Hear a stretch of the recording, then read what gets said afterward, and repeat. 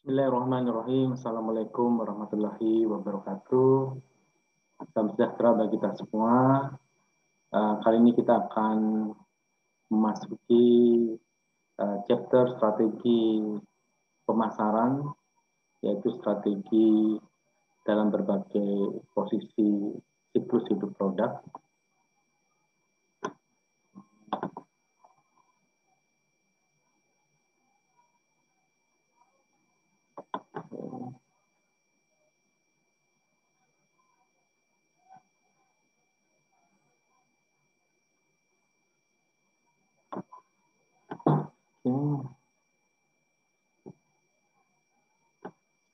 Strategi pemasaran, strategi dalam siklus hidup produk.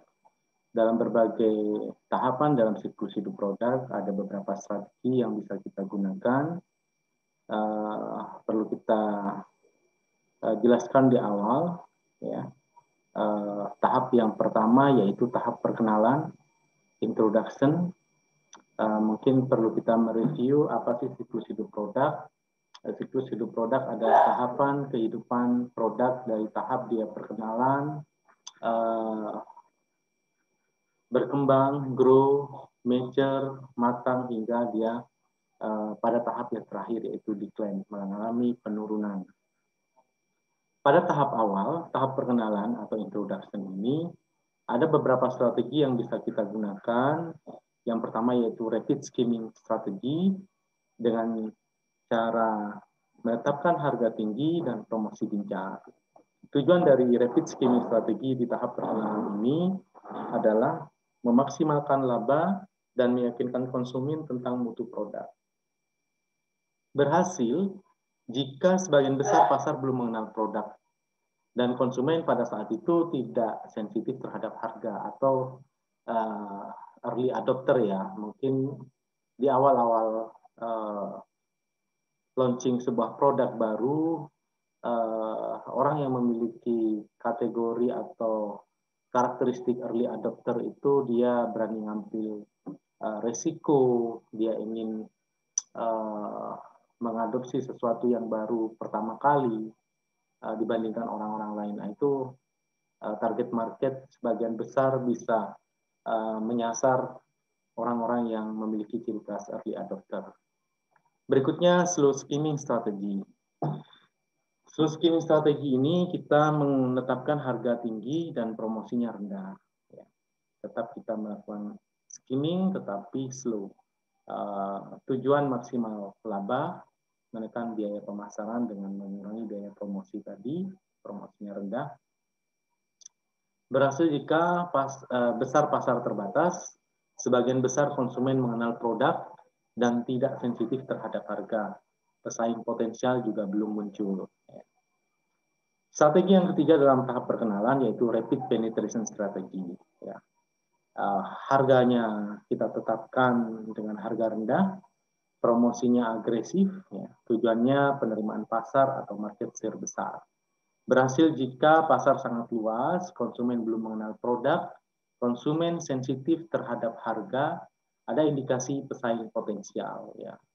Jadi kemungkinan besar pesaing potensial sangat ada pada saat kita melakukan tahap perkenalan sebuah produk.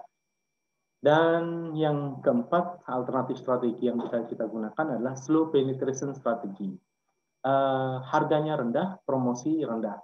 Jadi penetrasi tapi slow ya. Dengan cara apa? Ya menetapkan harganya rendah itu penetration, promosinya rendah, slow-nya ya. Tujuan penerimaan pasar, menekan biaya pemasaran, menekan biaya promosi tersebut sehingga biaya pemasarannya dalam hal ini komunikasi pemasaran lebih rendah.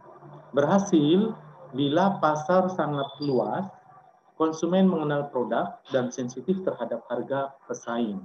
Terhadap harga. Pesaing potensial masih rendah. Oke, itu 4 alternatif tahap perkenalan. Tahap berikutnya yaitu tahap pertumbuhan atau growth, ya. Rapid growth, perkembangan ini ada 2 macam perkembangan, yaitu rapid, cepat, dan slow growth.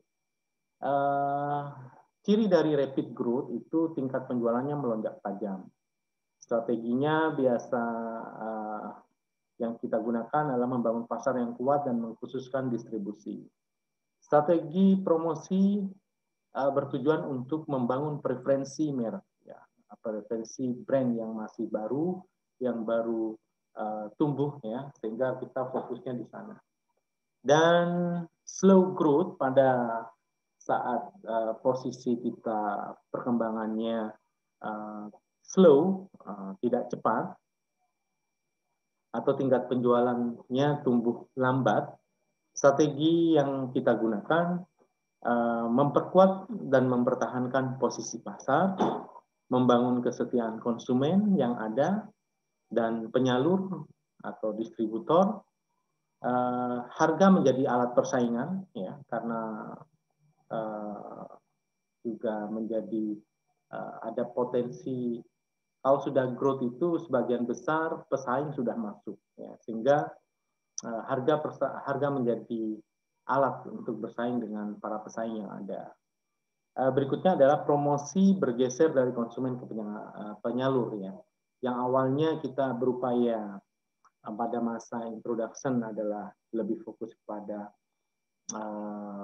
fokusnya pada konsumen end user, tetapi pada masa grow ini, terutama posisi slow growth, itu kita bisa fokusnya bisa kita shift ke penyalur atau distributor, ya, channel saluran yang kita miliki, ya.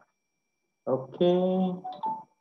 Tahap kedewasaan, maturity, ya, merupakan tingkat tertinggi dalam penjualan, ya, biasanya dari posisi paling atas mature dan terlama dalam siklus hidup produk, ya. Harapannya mature itu posisi mature begitu lama di situ, ya, dan rentan sekali akan menjadi decline, ya.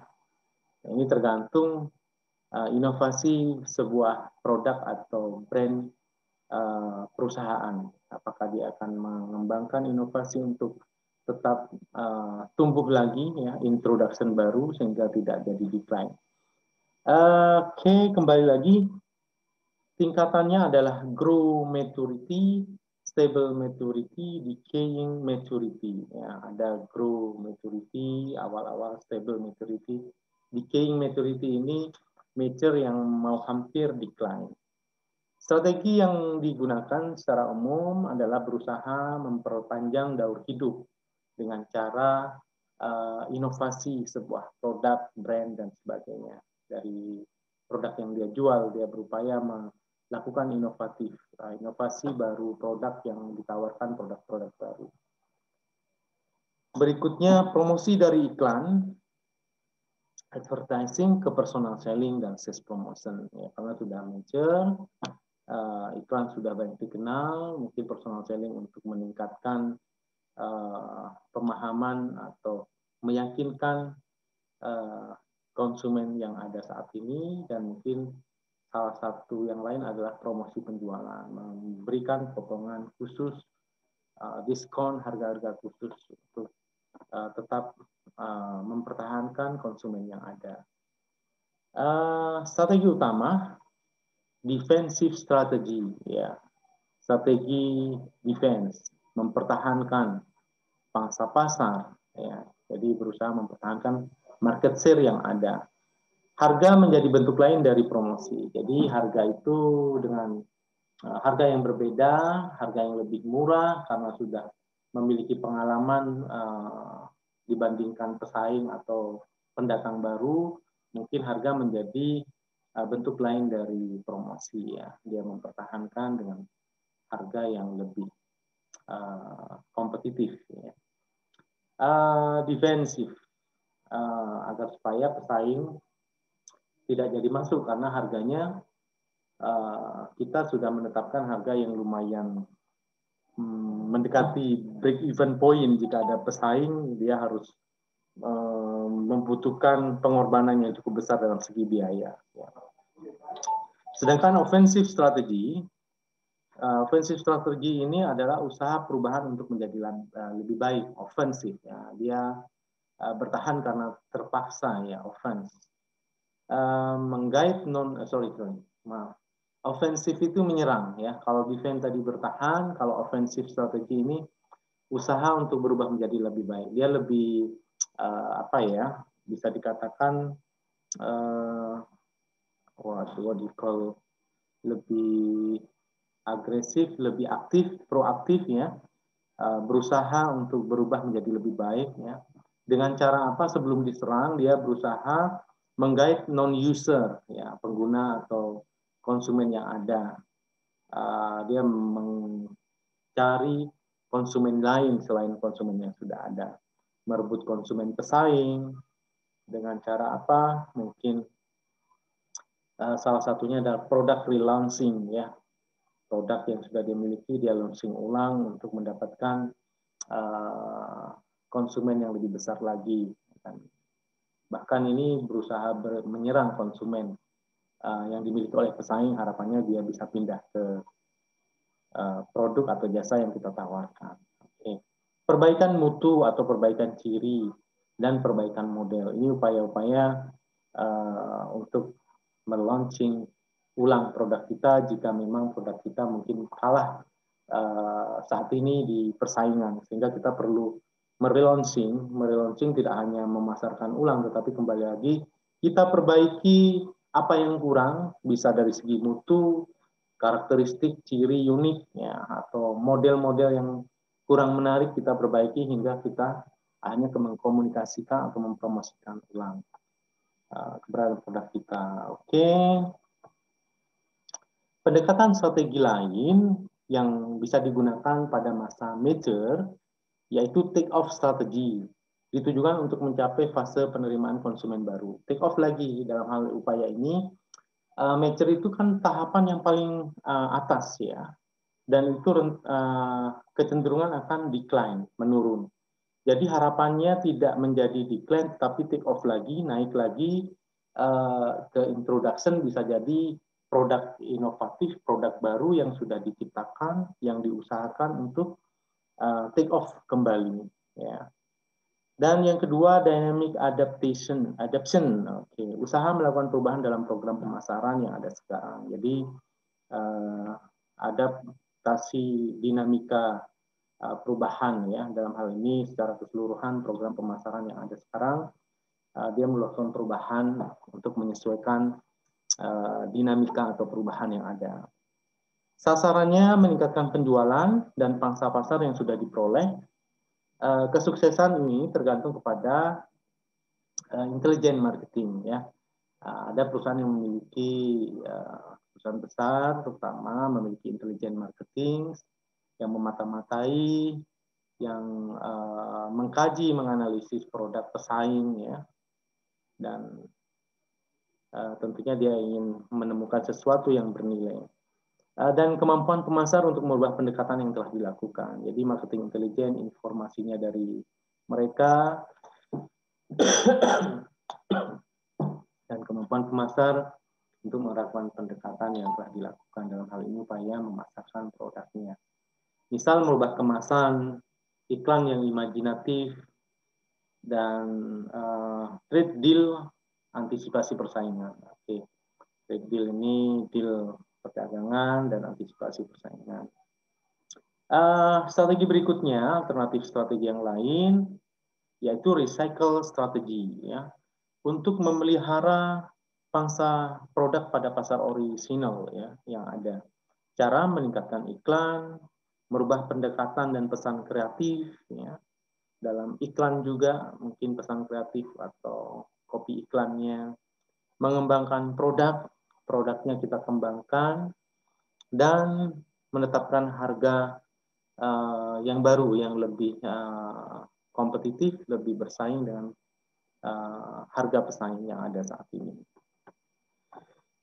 Oke, tahap penurunan decline. Nah, ini tahap decline ini adalah tahap yang terakhir, tahap yang keempat, yang memang tidak diinginkan oleh perusahaan atau sebuah brand ya, produk ada pada tahap decline ini karena dia akan menurun ya.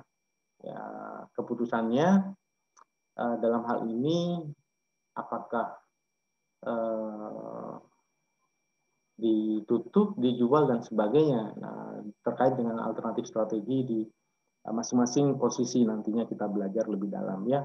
Jadi dalam tahap penurunan ini produk hanya memenuhi kebutuhan pasar inti, konsumen cenderung spesialis, konsumen yang khusus ya, yang masih bertahan dengan produk kita dalam tahapan decline ya. Strateginya tergantung kepada kuat atau lemah perusahaan serta daya tarik industri ya. Daya tarik industrinya apakah memungkinkan dipertahankan atau dikembangkan kembali. Decline berupaya untuk take off tadi yang mature ya. Apakah memungkinkan ya? Jika industrinya atau teknologi, mungkin daya tarik industrinya, katakanlah teknologinya sudah usang, dengan perbaikan teknologi tambahan apakah bisa take off kembali atau tidak memungkinkan kita kembangkan. Itu kembali lagi dari dua hal itu ya, kembali kepada kuat atau lemah perusahaan untuk mempertahankan atau mengembangkan produk tersebut dan daya tarik industri dari sebuah produk atau jasa tersebut. Oke. Nah, ini pola khusus PLC ya, style, lifestyle. Harapannya jalan terus, ini fashion biasanya seperti ini, fit, ini suatu tren yang naik cepat, turunnya juga cepat ya. Fashion agak lama, lifestyle. Oke. Memang tidak semua produk melalui semua tahapan ya. Ya bisa jadi langsung introduction, langsung decline bisa jadi ya. Tidak sampai grow dan mature. Memang siklus hidup produk tidak semua produk melalui semua tahapan. Panjang suatu tahap PLC untuk setiap produk sangat bervariasi, bermacam-macam. Ada yang panjang, ada yang pendek tadi. PLC dapat diperpanjang dengan inovasi dan repositioning. Tadi di posisi mature, upayanya adalah menginovasi atau mereposition, memposisikan ulang produk atau brand dari sebuah produk atau jasa, apakah bisa diposisikan ulang untuk dia berkembang lagi ya. Oke, saya kira itu untuk strategi dalam tahapan siklus hidup produk. Semoga bermanfaat. Strategi pemasaran dalam siklus hidup produk atau produk life cycle bisa kita pahami dan bermanfaat bagi kita semua. Wabillahi taufiq wal hidayah. Wassalamualaikum warahmatullahi wabarakatuh.